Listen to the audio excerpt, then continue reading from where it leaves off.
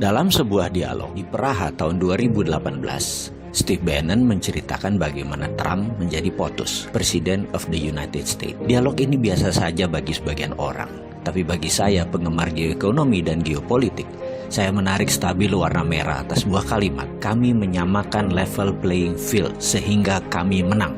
Kalimat inilah yang menjadi dasar analisa saya, sehingga jadi memahami apa yang dimaksud dengan tim Trump untuk kebijakan luar negeri yang akan menguntungkan Amerika. Saya jadi mengenal isi kepalanya Pompeo, mengenal isi kepalanya Bolton atau Shanahan dalam strategi perang dengan Cina.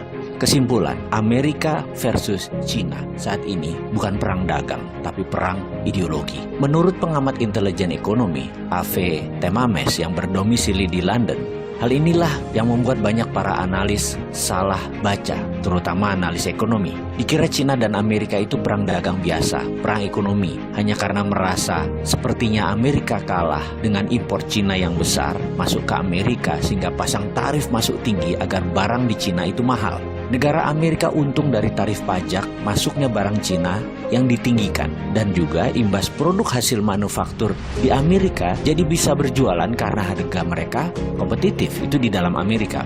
Kalau tidak diprotek atau dilindungi dengan pajak impor yang tinggi, barang-barang Amerika jadi mahal. Mereka pilihannya adalah lebih baik pilih barang Cina.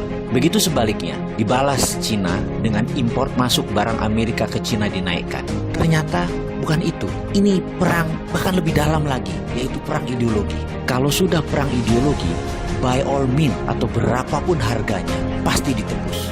Cina dan Amerika kan habis-habisan perang. Lalu bagaimana dengan Indonesia? Ada baiknya Indonesia membangun platform sendiri tentang teknologi. Karena begitu kedua negara ini berperang lebih dalam, Indonesia jangan-jangan tidak berkutik. Karena keduanya, negara Cina dan Amerika, Indonesia bergantung pada teknologi kedua negara tersebut.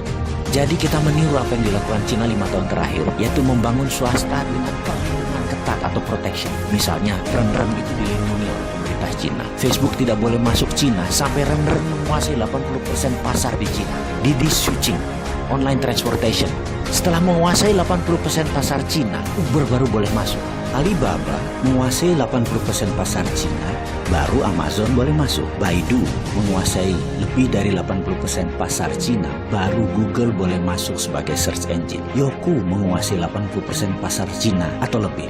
YouTube baru boleh masuk, dan masuknya pun asing tersebut sampai dibatasi sampai saat ini. Indonesia kalau mau maju, aplikasi anak negeri dilindungi terlebih dahulu. Sekarang perang dagang Cina Amerika sedang memanas. Indonesia ambil kesempatan. Anak bangsa buat fintechnya sendiri, buat Google versi Indonesianya sendiri, buat WeChat versi Indonesia sendiri, buat Facebook versi Indonesia sendiri, dan pastikan semua proyek itu diprotek oleh negara, dilindungi oleh negara. FBI asing masuk diatur, Google asing diatur, sosmed semua diatur yang dari luar negeri, dan produk Indonesia diberi fasilitas penuh kemudahan.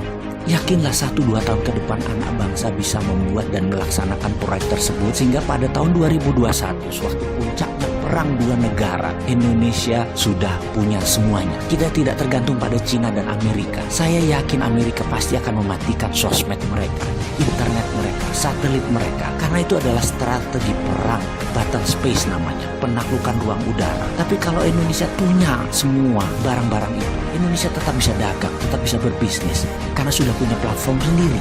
Kita tetap connect. Kemarin, beberapa saat yang lalu, 2 hari sosmed dimatikan secara lokal. Banyak netizen yang muring-muring. Apalagi kalau Cina matikan 5G. Sementara Indonesia sudah pakai 5G di tahun 2021. Atau Amerika mematikan 4G-nya. Bayangkan, kalau mereka matikan itu semua, masa Indonesia jadi bingung? Karena kita terlalu tergantung network asing. Amit-amit jangan sampai itu terjadi. Ada solusinya, yaitu dengan membangun platform digital teknologi yang diprotek oleh negara.